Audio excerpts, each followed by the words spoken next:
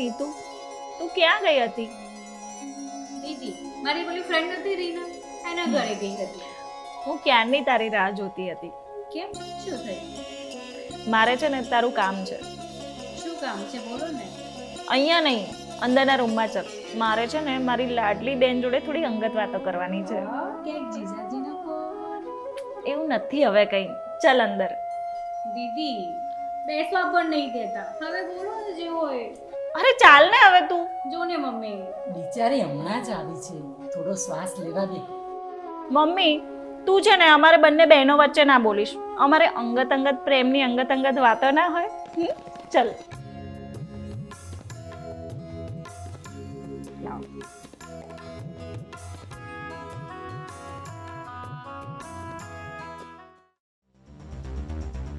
આ આશાને વળી નીતાનું શું કામ હશે? અને એ પણ ખાનગી હશે. બે બહેનોને કંઈ આ સંતાનો પરણવા લાયક થાય ને એટલે એમની વચ્ચે અંગત વાતો આવી જાય. આ પહેલાંના જમાનામાં તો આવું કંઈ જ નહોતું. દીદી જલ્દી બોલો ને. હવે તું બેસ. અરે એવું તો શું છે? લો બેઠી, બસ ફરમાવો હવે. મારે છે ને તારી સાથે એક અગત્યની મહત્વની અને અંગત વાત કરવાની છે. એવી તો શું તમારી અંગત ઇમ્પોર્ટન્ટ ને મહત્વની વાત છે કે તમારી તાત્કાલિક મીટિંગ બોલાવી પડી? હવે મજાક ના કર. મારે છે ને તારી સાથે આપણા ભવિષ્યની ચર્ચા કરવાની છે. હા તો બોલો ને દીદી. જો આપણા લગ્ન થઈ જશે પછી આપણે પોતાના સાસરે ચાલ્યા જઈશું. તો વળી એમાં અંગત શું આવ્યું? લગ્ન પછી બધા સાસરે જ જાય ને દીદી. અરે હું એમ કહું છું કે આપણા લગ્ન થઈ જાય પછી મમ્મીનું શું? હા હો દીદી, આ વાતનો તો મેં વિચાર જ નથી કર્યો. આપણે જરૂરથી વિચારવું પડશે. હા પણ મેં વિચારી લીધું છે. આપણા લગ્ન પછી તું મમ્મીને સાસરે લઈ જજે, તારા ત્યાં. કેમ કે મમ્મીને તમે સાસરે નહીં લઈ જાઓ? મમ્મીને કે મારે જ રાખવાની? એક અંગત વાત છે જેની જાણ આજ સુધી તને નથી થઈ. ઓફો દીદી, તમે ક્યારના અંગત કરીને તમે એટલું મોટું સસ્પેન્સ ક્રિએટ કરો છો ને. જલ્દી તમારું સસ્પેન્સ ખોલો. સાંભળ, હું છે ને મમ્મીની સગી દીકરી નથી. હા, મેં છે ને તારી માના કુખે જન્મ નથી લીધો. ચાલ જૂઠી હવે. શું આ આખો દિવસ બસ જૂઠું બોલીને મને તમે છે ને ચીડિયા જ કરતા હોવ છો? હું જૂઠું નથી બોલતી. આ વખતે હું સાચું જ બોલું છું. શું એટલે તમે મારી માના સગા દીકરી નથી? તમે મારા સગા દીદી નથી દીદી? ના, હું તારી સગી બેન નથી. હું નાની હતી ને ત્યારે તારી મમ્મીને રસ્તામાંથી મળી હતી. એમણે જ મને ઉછેરીને મોટી કરી છે. એમની સગી દીકરી તો તું છે. એટલે મમ્મીને રાખવાની જવાબદારી ફક્ત તારી જ છે. અને સાંભળ, મમ્મીને છે ને આ વાતની જાણ બિલકુલ ના થવા દેતી, નહીં તો એમને દુઃખ થશે. એમને એવું થશે કે આ બંને બહેનો ભેગી થઈને મારા ભાગલા પાડવા બેઠી છે. હા દીદી, તમે બિલકુલ ચિંતા નહીં કરતા. આ વાતની જાણ હું મમ્મીને ક્યારેય નહીં થવા દઉં.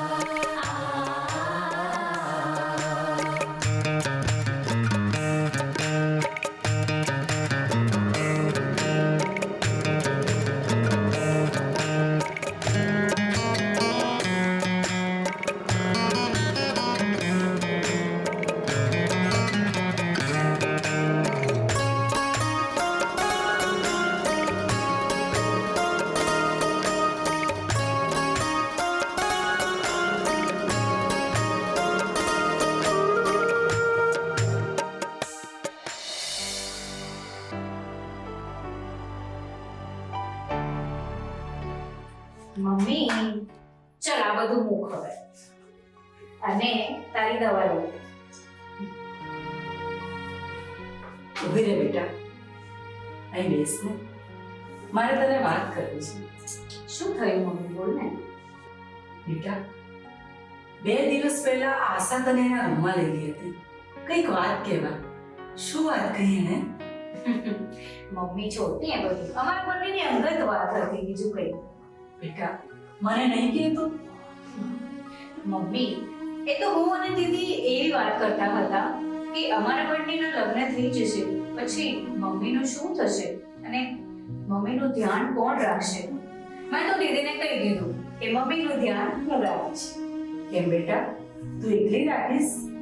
મારી સંભાળ રાખવાની આશાની પણ ફરજ છે. મમ્મી તારે આશાના ઘરે તો બિલકુલ નથી જવાનું. તારું ધ્યાન તો હું જ રાખીશ. પણ બેટા, હું આશાના ઘરે રહું એમાં તને શું વાંધો છે?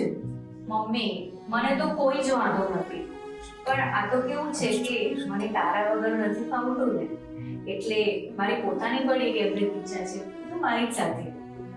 બેટા મને કેમ એવું લાગે છે કે તું કંઈક મારાથી છુપાવી રહી છે? ના મમ્મી, શું આડું અવળું વિચારે છે? હું તારાથી કંઈ જ નથી છુપાવતી. બેટા, તારી બહેન જો તને કંઈ આડું અવળું બોલી હોય ને તો મને કહી દેજે. ના મમ્મી, એવું કંઈ જ નથી. દીદી મને કશું આડું અવળું નથી બોલ્યા. ઉલટા તમારું કેટલી ચિંતા કરતા હતા અને તમને ખબર છે ને કે દીદી કેટલા બધા લાગણીશીલ છે, એટલે તમે આવું કશું વિચારશો નહીં. હા, અને શાંતિથી. બેટા તું ભલે ગમે તે કહે, પણ તારા ચહેરાનો હાવભાવ અને તારો દબાયેલો અવાજ એ મને કહે છે કે તું મારાથી કંઈક છુપાવી રહી છે. ના મમ્મી.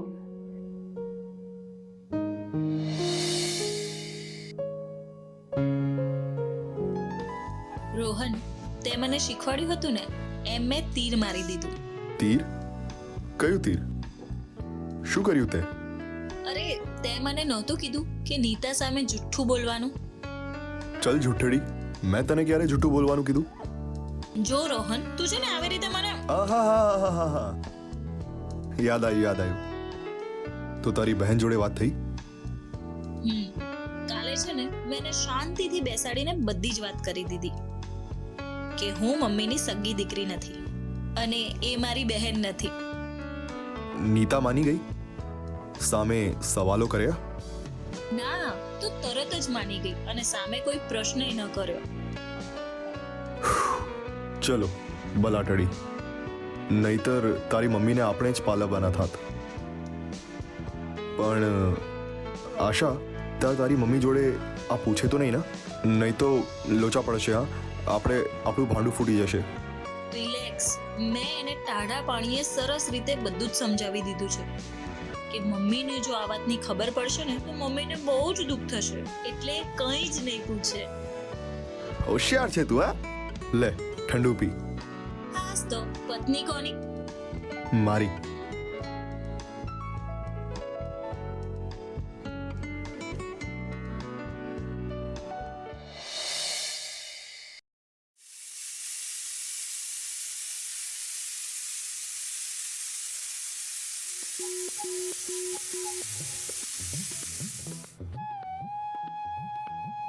દીદી, હા તમને એક વાત પૂછું?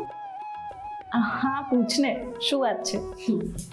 દીદી, તમને એવું કોણે કહ્યું કે તમે મારા સગા બેન નથી અને મમ્મીના સગા દીકરી પણ નથી? કેમ આવા બધા સવાલો કરી રહી છે? તને એવું લાગે છે કે હું ખોટું બોલી રહી છું? ના ના દીદી, આ તો બસ ખાલી મેં એમ જ પૂછ્યું. આ વાતની જાણ મને મમ્મીએ જ કરી હતી 2 વર્ષ પહેલા. તો દીદી, જ્યારે આ વાતની જાણ મમ્મીએ તમને કરી હોય તો પછી તમે મને એવું કેમ કહ્યું કે મમ્મીને આ વાત નહીં કરવાની? નીતા, તું છે ને વકીલની જેમ મારી સામે પૂછપરછ ના કરીશ. તારા મનમાં શું છે સીધે સીધું કહી દે. ના ના દીદી, મારા મનમાં તો કંઈ નથી. ખાલી એમ જ પૂછ્યું. તને તો ખબર જ છે ને કે મમ્મી હમણાંથી કેટલા બીમાર રહી છે. હવે આ બધી બાબતોની ચર્ચા એમની સામે કરીએ તો એમને કેટલું બધું દુઃખ થાય. દુઃખ? એમાં શેનું વળી દુઃખ? હવે તમે મમ્મીના દીકરી નથી તો નથી. નીતા, તું આ બધા અટપટા સવાલો પૂછીને છે ને મને ગુસ્સો અપાવી રહી છે. તું સીધે સીધું કે તારા મનમાં શું છે? ના ના દીદી, મારા મનમાં કંઈ જ નથી ખરેખર.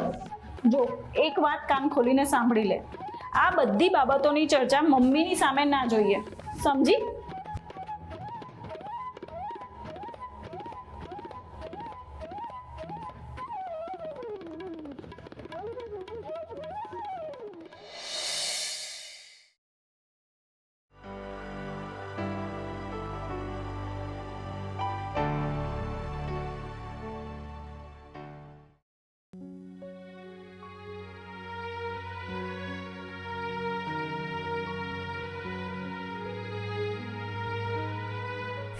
મમ્મી,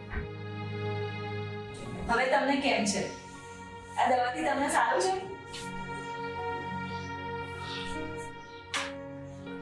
હા બેટા, આ દવાથી મને સારું છે.